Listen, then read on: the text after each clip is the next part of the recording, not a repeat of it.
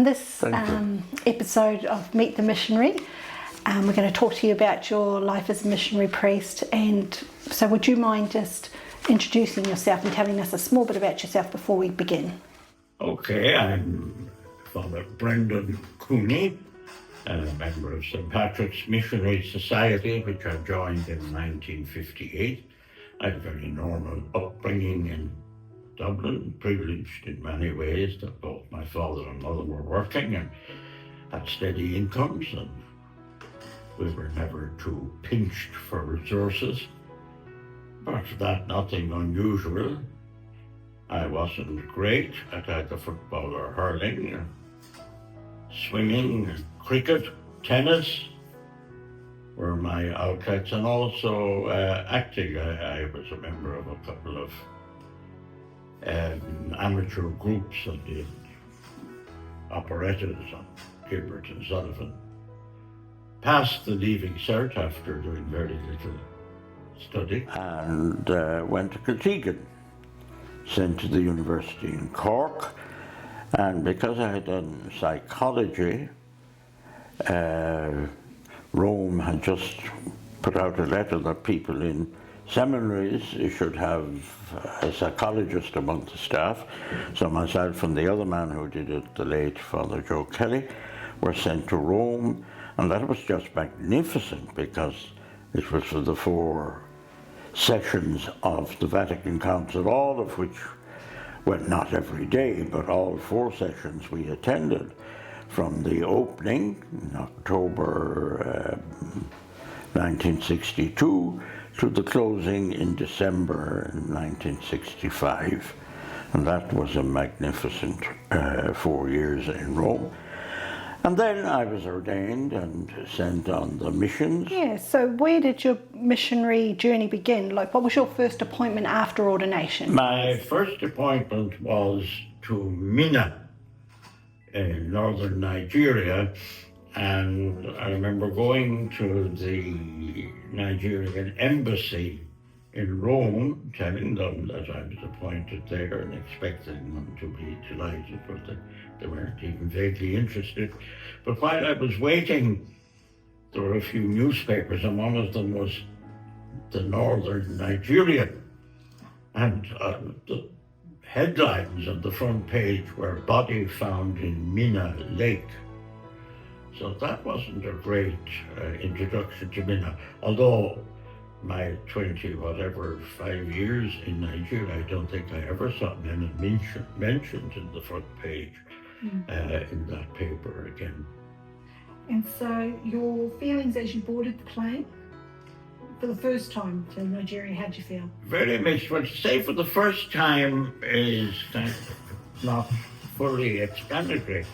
I made 3 attempts to get to Nigeria, and each time the day before, or maybe on the very day, got a notice from Nigeria not to come, that there was either a coup or repercussions from the coup or a counter-coup or whatever.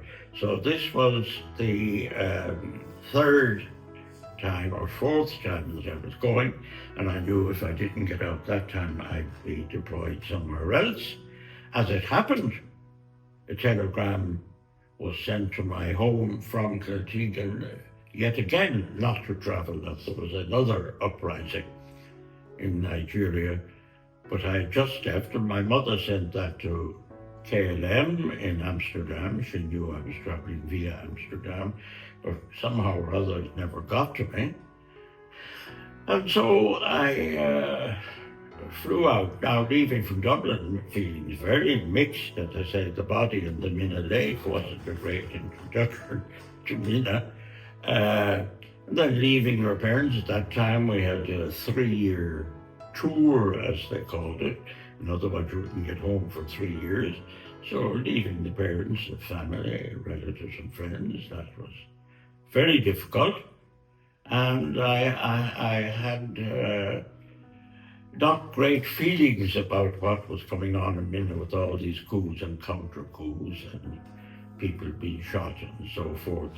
And so then when you arrived in Nigeria, Well, we arrived in Amsterdam first. Yep.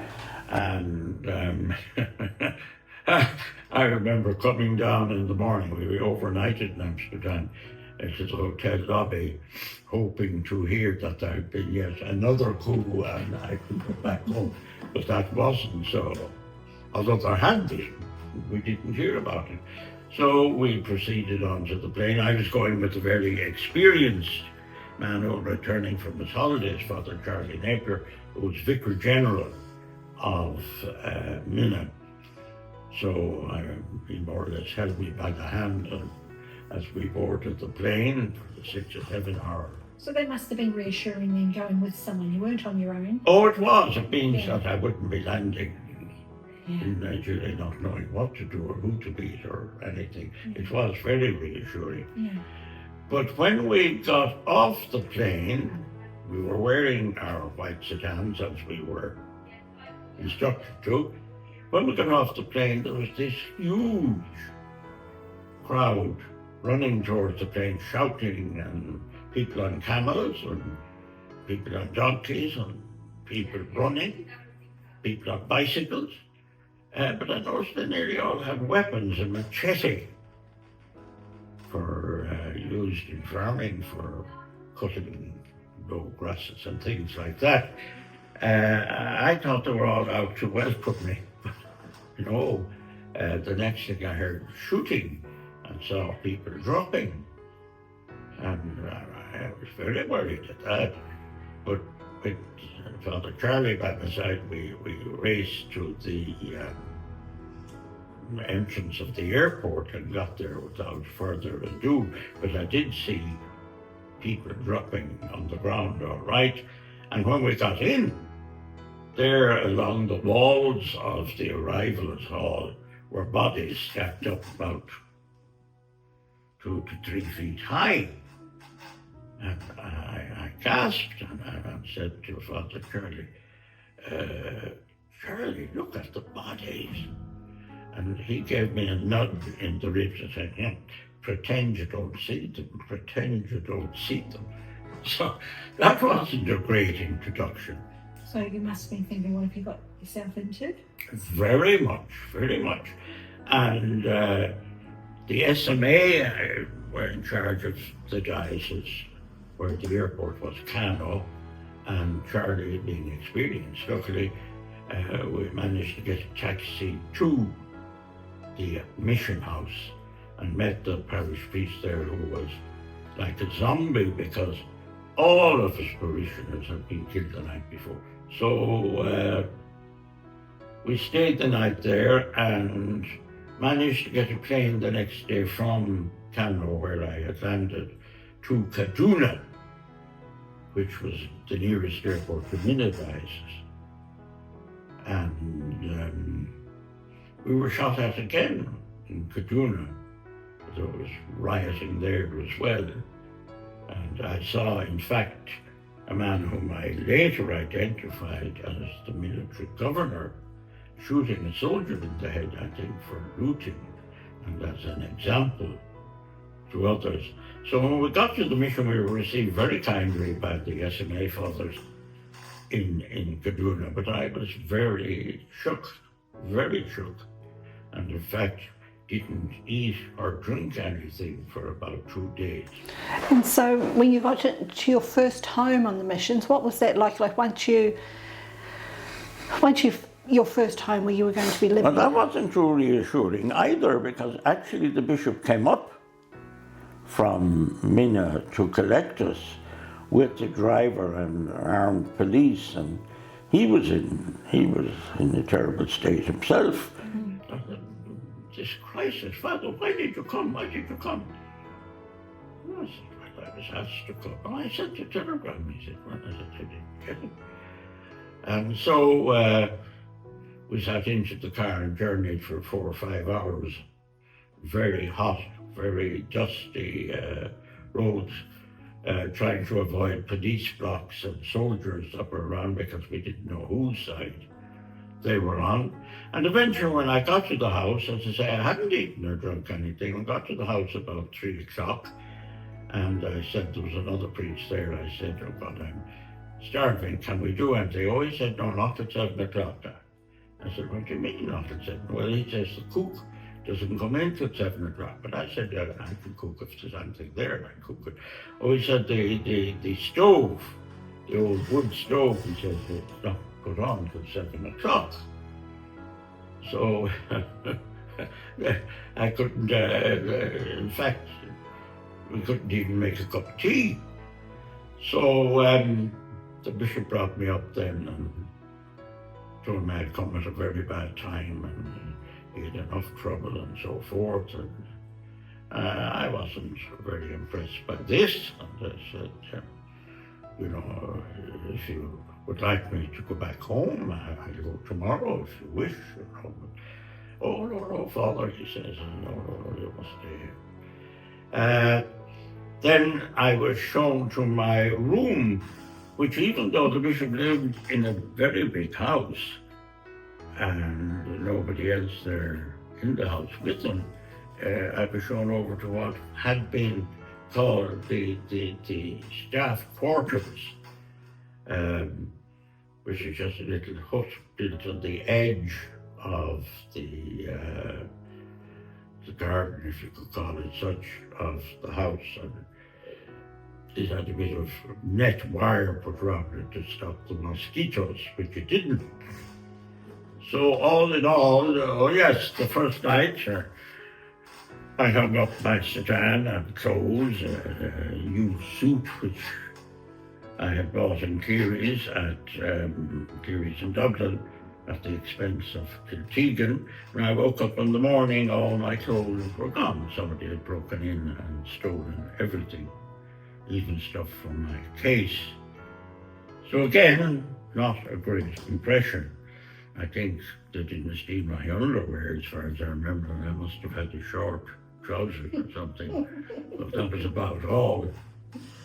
What surprised you most about the people or the culture in Nigeria that surprised you the most? Like you might have had expectations or, you know, and you were surprised. Yeah, well, certainly the culture so far up in Kano and Kaduna, where they were all killing each other, didn't impress me at all.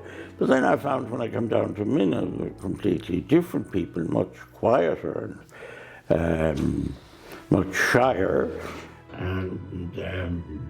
But the thing was, we had very, very few native Catholics.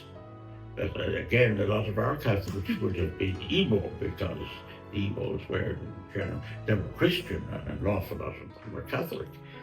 So they had come up to places like Minna, which was backward, and they needed them for the civil service and for specialized jobs. So there were a lot of them there. But they had just fled or were fleeing. In fact, one of my first jobs when I was appointed to the teacher training college was to ferry out Igbo students in the boot of a car, because had the Hausa people there, the Northerners, the Muslims, found them, they would have killed them. That's okay. So that would have been a big struggle to get used to, but was there anything else in the culture of the people that, or I don't know, just different ways that you were not expecting? Yes. We struggled to get used to. The staff, for instance, there was one other white European priest and myself, an Irish priest and myself. And the rest of the staff were indigenous, but they weren't either Igbo or Hausa, most of them. They were from other parts of Nigeria, not yet affected by the war. And I found them very kind and understanding, helpful. And the house staff, we called them houseboys, because for the most part, they would have been boys attending the college, and we were paying their school fees, and they were working as houseboys or house staff with us. And I found that they were also very well, a bit obsequious perhaps, but friendly, smiling. Yeah. And what was a typical day on the missions? Was there a typical day? And if there was, There was, you got up about 5:30. That didn't suit me at all because I was essentially a night person. Got up about 5:30, had Mass at 6. I got celebrated with the bishop, in fact. He was always the main celebrant. We celebrated. And breakfast, morning prayer perhaps, and then you prepared your stuff for classes, not the subject matter, but your books and your case and whatever else you were bringing.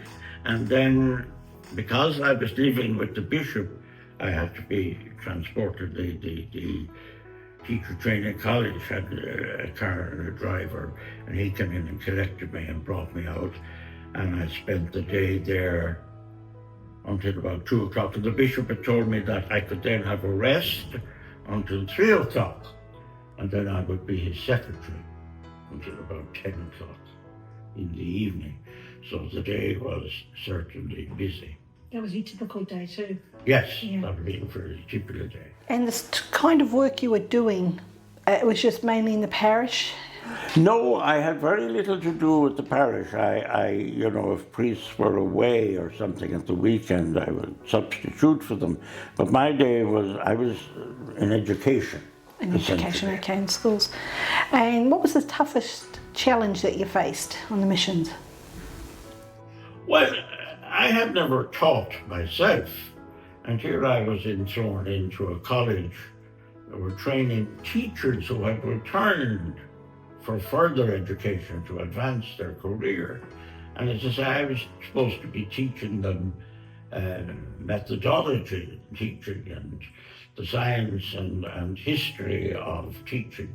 And as I say, I had never taught for even one day myself. So I found that a bit intimidating or challenging. But the other subjects, fine, and no trouble with them. I don't think I was ever, or at least nobody ever told me of the students, that I was cut out as a totally inexperienced. Did you enjoy teaching?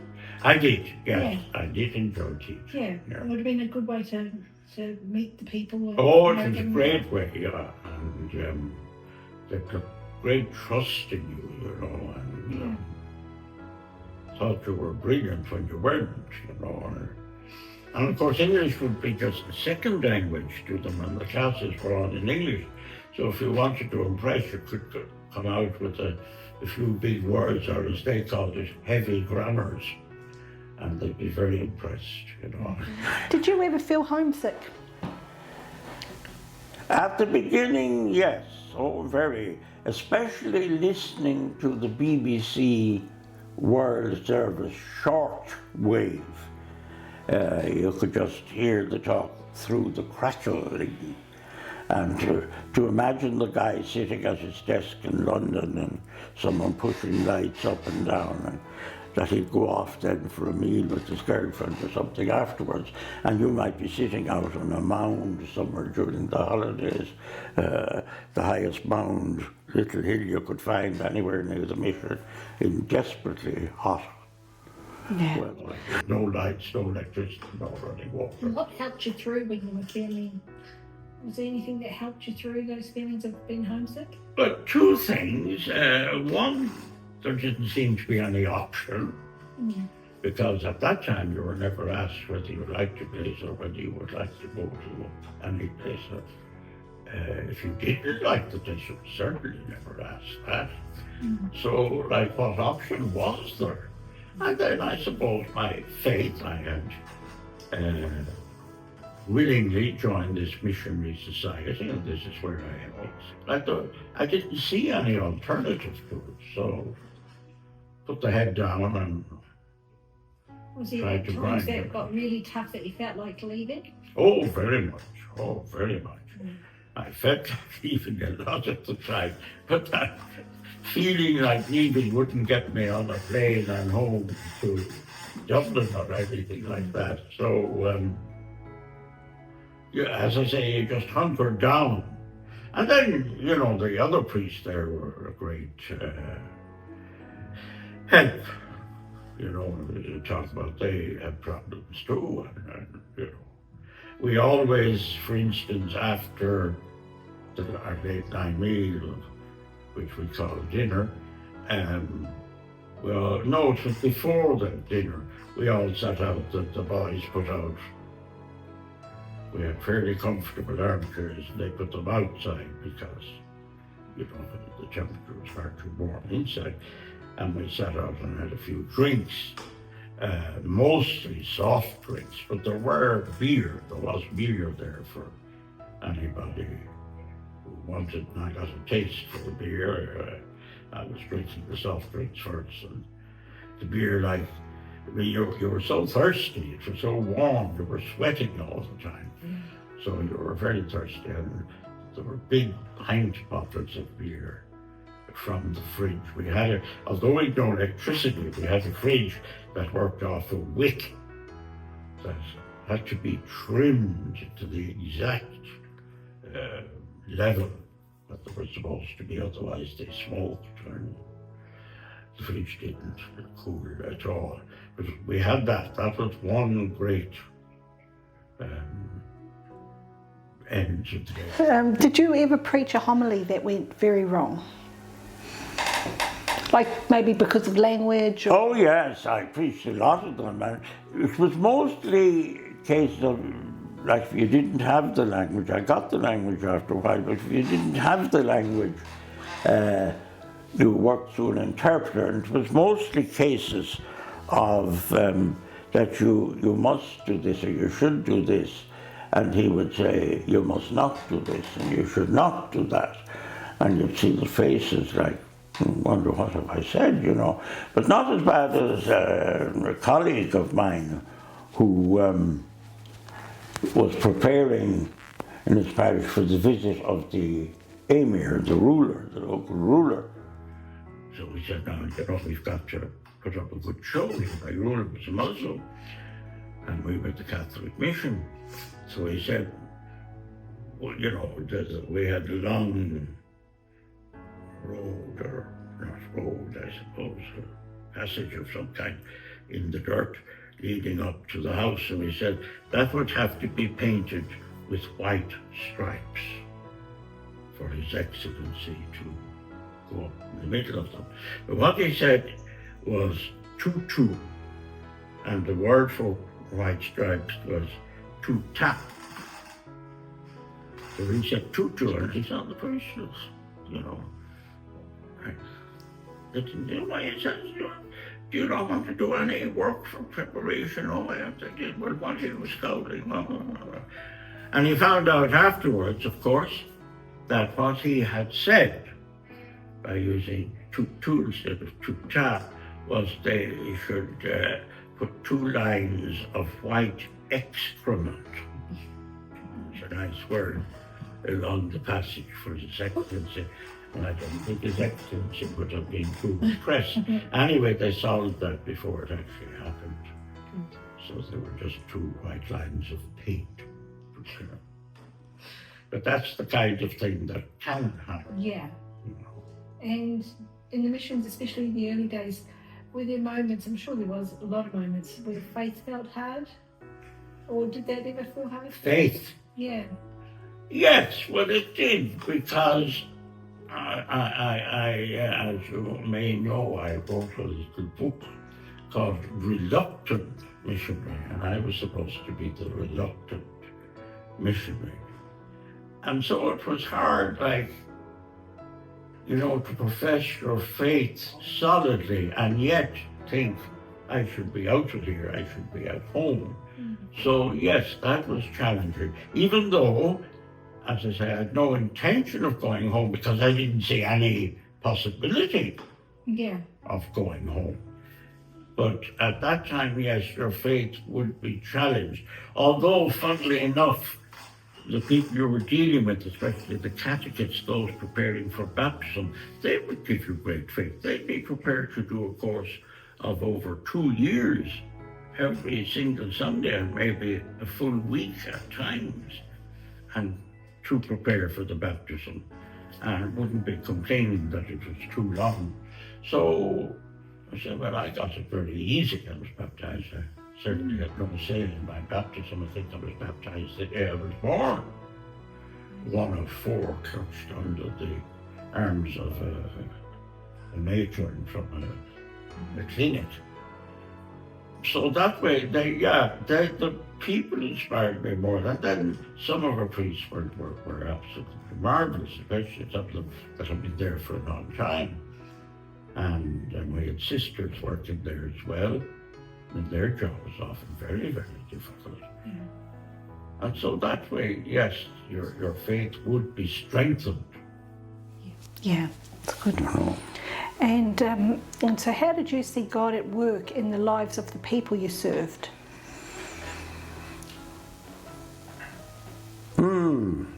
Well, they were always fairly happy when, I think, in similar circumstances at home, people would have been very upset and very sad. How could these people be happy? They'd come in and maybe they'd walk 10 miles to come to a service on Sunday. And we'd have a mud church with a thatched roof and mud, well, kind of a mixture of mud and concrete for seats and that kind of thing. And they'd sing and shout and tell stories and, and this was because they were in the presence of God as they knew the Blessed Sacrament. And these were what we were calling pagans because they had either just been baptized or were preparing for baptism. So that was certainly very uplifting and very faith. What's the word I'm looking for? Faith supporting. Right. Okay, well then what about the climate and the weather there? Climate, dreadful. Dreadful. And I think I also have some kind of, I was told, blood problem, which means the blood heats up. So in fact, I was perspiring or sweating 24 hours a day. Now, that is difficult to imagine, but that's exactly what it was. Even going to bed at night with no sheet or anything like that, that brought no relief whatever. In fact, it often brought much more heat. Because if your little house, and we thought it was very modern to use cement blocks, say for the father's house, and of course the cement blocks worked like, what are these heaters that have stones in them? What happens is they heat up during the day, and then at night when it's a little cooler, they have to heat out. And this is exactly what was happening, but the house was a storage heat, I think they call it. The house was just a huge storage heat. So did it shape the layout of your day, of your mission day, because of the weather? So did you do things earlier in the morning, or? Yeah, well, we took a siesta in the middle of the day. That was helpful, although it was often very difficult to sleep during the siesta. But we did not work, say, from 1 o'clock till about 4. And how long were you in Nigeria after ordination? 25 years, I think. Wow. Yeah. That's a long time. So by the end of it, you got used to it and... No. No, you didn't. No. Even when I moved down to Lagos, I still found it, because it was beside the sea, I found it worse in a way because it was this awful wet heat, the moisture and the heat.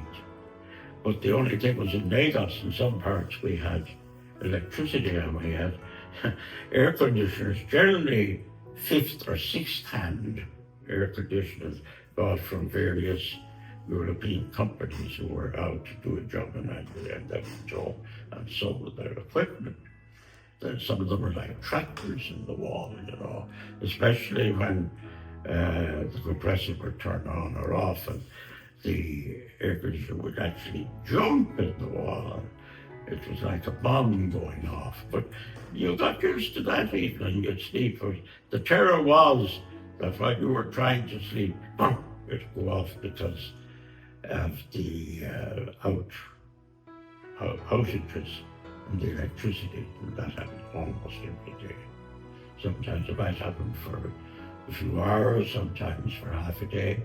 And one time I remember it lasted for 2 weeks, which had a terrible effect on everything. Like you'd freezes and that, and everything had to be thrown out at the end of the 2 weeks. But no, I never found the climate. The only relief you got from it was we were near the sea and you could go for a swim, but not very often. Like, it was difficult enough to get in there. But you did get a swim. And then we played golf on a Tuesday, and they had a swimming pool. So you played golf and then had your pint of beer, or maybe 2 pints, and then you went to the swimming pool, and then you found some shady spot and you tried to sleep for a while. So that was a great relief when we got to Lagos. So you were 25 years in Nigeria after ordination. You were ordained. Yes, 25 years. yeah. Then where did you go to after that? Well, during that 25 years, I was recalled to Ireland and made editor of Africa magazine. And that was for 6 or 7 years, and I went back then to Nigeria. And then I went to South Africa. We had just opened up in 2 dioceses, 3 dioceses in fact, in South Africa, and I went to one of them, Sanin. I was only there for 2 or 3 years, and I got sick then, and I had to come home. And then I worked in Irish dioceses for another 15 years or so. And you did mission appeals and promotion work in? I did, yes. We all had to do that. And what was it like doing that, like bringing your mission story to the people? I enjoyed that. Yeah. And, you tell stories and that kind of thing. But generally, the people were very generous. Yeah. At home And here. they reacted, how did they react to your stories? Like about your time in Nigeria? Oh, yeah, you tell some of the, like when they were talking about shouting, I once was stopped by a drunk soldier. Well, there were numbers of them, but this one was particularly drunk.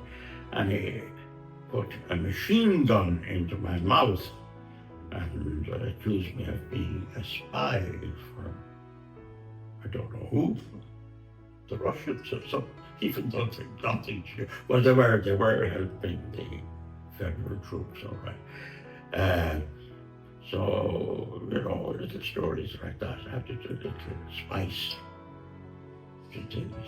And so when you reflect on your life in the missions, what would be the main thing you think that mission life taught you about God? Well, certainly that is universal. And that he's not just for the wealthy or the well-off or anything like that. And that he deals with a fair hand. But then you would ask yourself, like the tragedies of the Civil War, all these people murdered, all these bodies you saw around the place, women and children, and you'll be forced to ask, like, why? But then you realize, if you're asking that, what about the family of the people who were killed, the children, the parents, the brothers, his siblings, and you realize, that's a question and it's a mystery. That God would have had the power to prevent all that kind of thing if he had wanted to. And so that's the question, why didn't he? You also know and believe that God is all-powerful, yes, all-merciful, and that he sent his own son to be tortured and killed for the love of us. So it's a mystery. We all know that. But you'll find maybe to your cost, that it's a mystery that you find it very hard to cope with sometimes. And if you could sit again with your newly ordained self on the day that you left for Nigeria, what would you tell yourself? That lovely innocent man that left the airport, yes. What would I say to him? Well, I'd say whatever pre-convictions you have, put them out of your mind. Open your mind to the experiences that will happen to you and learn from them. And remember, you certainly don't know everything, let alone much more than the people you're teaching. And we've got a couple of photos here that we're going to show us and talk about. So there's two there. Yeah, well, that's one there, a wedding I did. I was also chaplain to the police when I was in Minna for about 7 years. And I think that was my first Catholic wedding. Okay. Because very often they didn't wed until, most often, they didn't wed until there were 1 or 2 children, especially a male. And how old were you there, do you think? How old were you there?